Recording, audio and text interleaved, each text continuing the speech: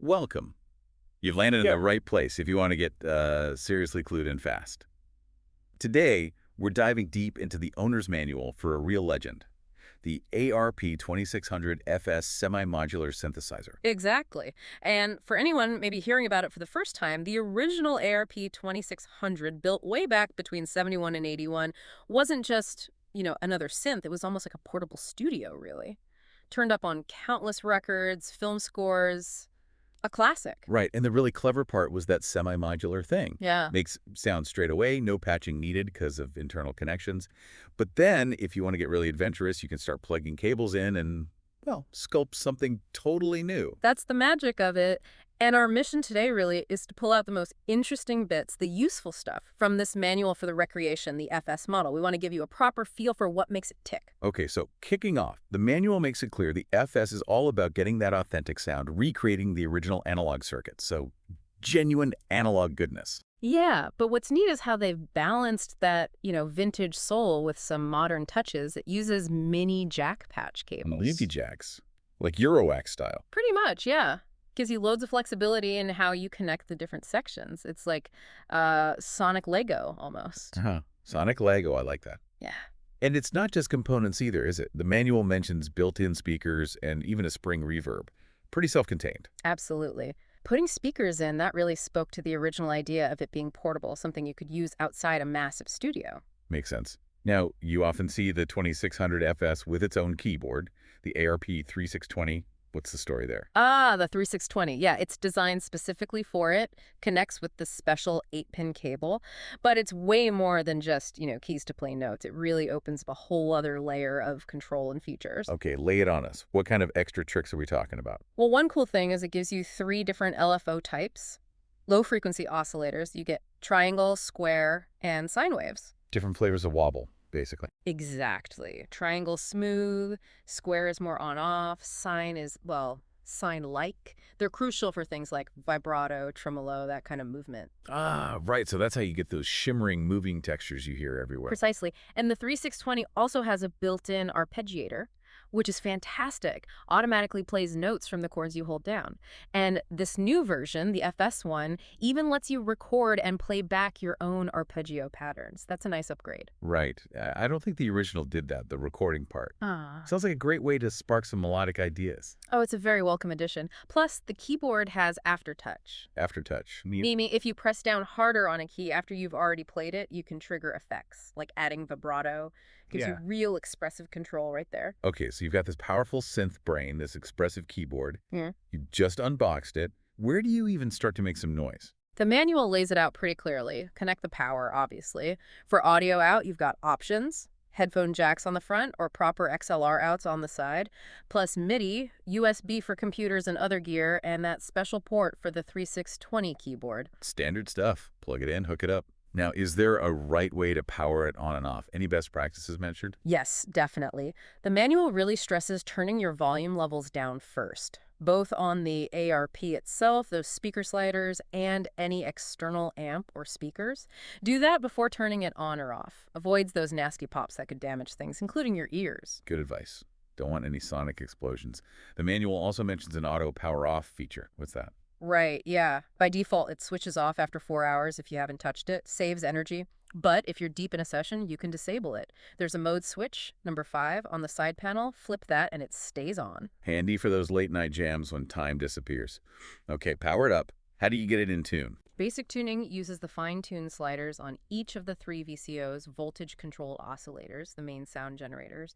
You just tweak those sliders while looking at an external tuner until they're all hitting the right notes. Okay, bit of careful listening, maybe a tuner app. Yeah. Got it. The manual then talks about the preamplifier section. What's its job? The preamp is like the front door for external sounds. Lets you plug in a mic, a guitar, another synth, whatever, and then process that sound through the ARP's own filters and stuff.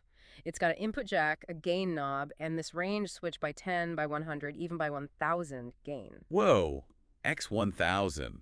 That's a massive amount of gain. You could probably hear a pin drop next door. Huh, maybe. But yeah, it means you can take really quiet signals and boost them right up, gives you loads of flexibility for mangling external audio. Okay, let's get into the synth modules themselves.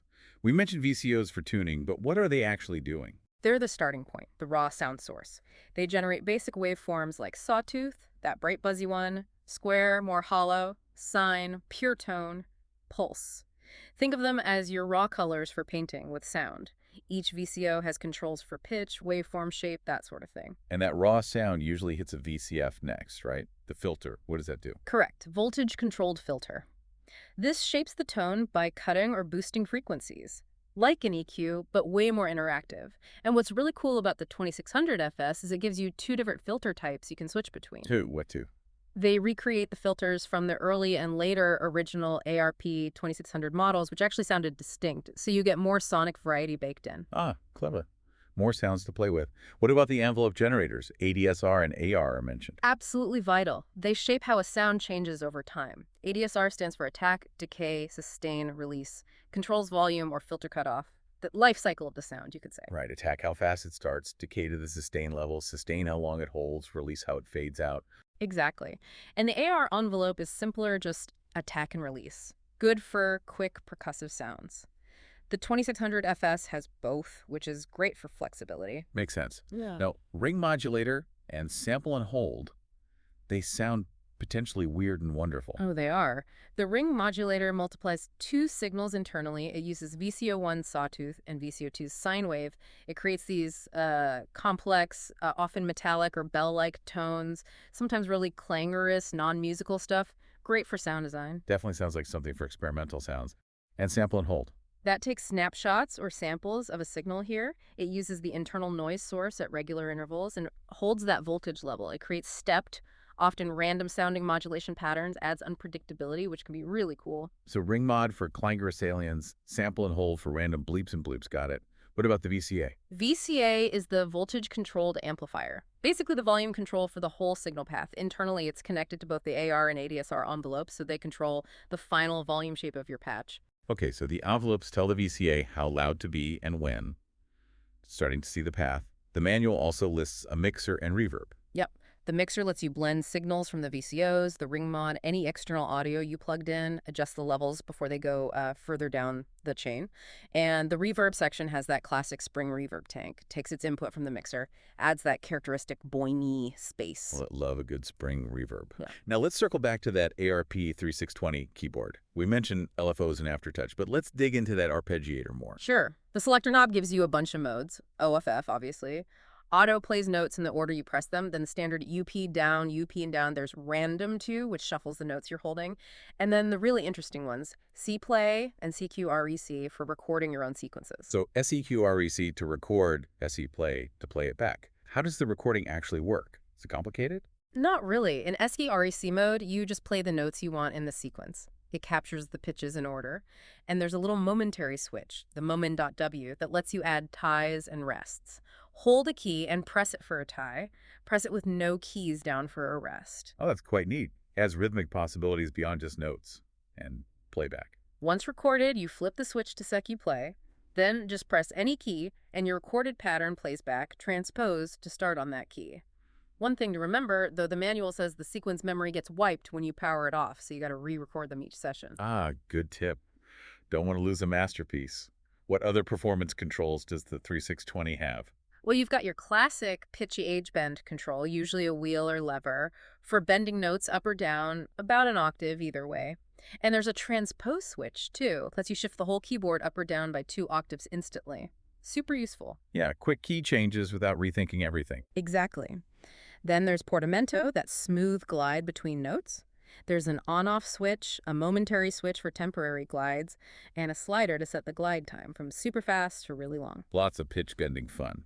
We also heard about that vibrato depth control linked to aftertouch. Yes, that slider sets how much vibrato you get when you press harder on the keys after the note sounds. Dial it in just how you like it. The 3S20 also has Upper voice output jacks. They send out a control voltage for the highest note you're playing when holding multiple keys. Interesting.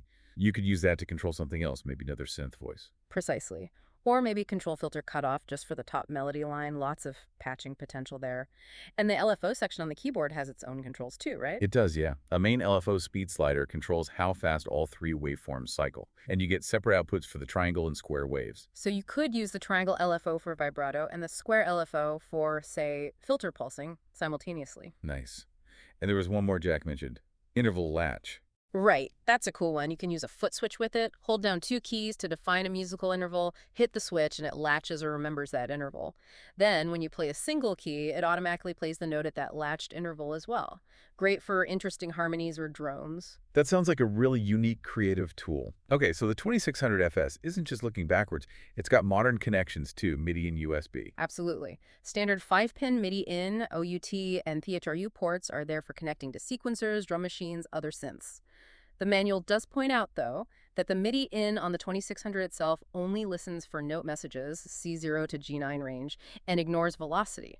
So how hard you hit the key on your controller doesn't matter to the 2600's sound engine via MIDI in. Okay, basic note reception. What about the USB port for connecting to a computer? Exactly. USB-B port. It sends and receives MIDI data with a computer. But again, it's mainly note messages. It sends notes out with fixed velocity, ignores incoming velocity. It does receive pitch bend info over USB, though. But critically, wiggling the sliders and flipping switches on the ARP itself, that doesn't send MIDI data out over USB. Ah, okay, so USB is mostly for getting notes in and out, plus picks bend in, and the manual mentions needing a driver. Yes, standard procedure for many USB audio MIDI devices. You need to grab the KRE USB MIDI driver from their website and install it first. The manual also explains setting the MIDI channel using mode switches 1 to 4 on the back. You choose channel 1 to 16 with different switch combinations. And watch out, changing the MIDI channel while playing will cut off any sounding notes and reset pitch bend, so best do it when things are quiet. Good to know. Avoid mid-performance surprises. Yeah. Now, even with brilliant gear, things sometimes go wrong. Does the manual give any troubleshooting hints? It does, covers the basics, no power. Check the chord, no sound. Check the volume sliders, VCA levels, mixer settings. Maybe even the arpeggiator mode isn't set to O off F or something. If external audio or MIDI isn't working, it suggests checking cables, the preamp gain if it's audio, or the MIDI channel settings. The usual first checks, really. Yeah, the classic is it plugged in, routine. Finally, there's always the safety section in manuals.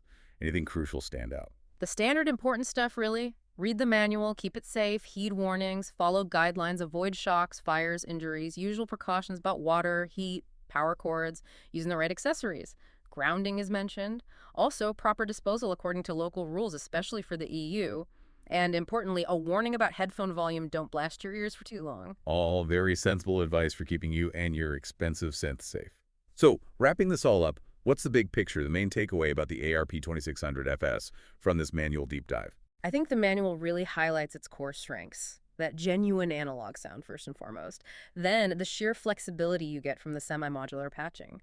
And finally, the performance features added by the 3620 keyboard, especially that very capable arpeggiator and the expressive aftertouch. It's a powerful combo. It really does sound like a blend of that sought-after vintage character with some genuinely useful modern updates. It absolutely is. And, it makes you think, for anyone listening, how could that combination, the raw analog patching possibilities meeting modern MIDI and USB control, fit into your music? Could it be a way to find sounds you haven't discovered yet? Whether you're a synth veteran or just starting out, maybe check out some demos online, see what people are doing with it. It's quite inspiring. Definitely food for thought. Yeah. Thanks for digging into the ARP2600 FS manual with us today.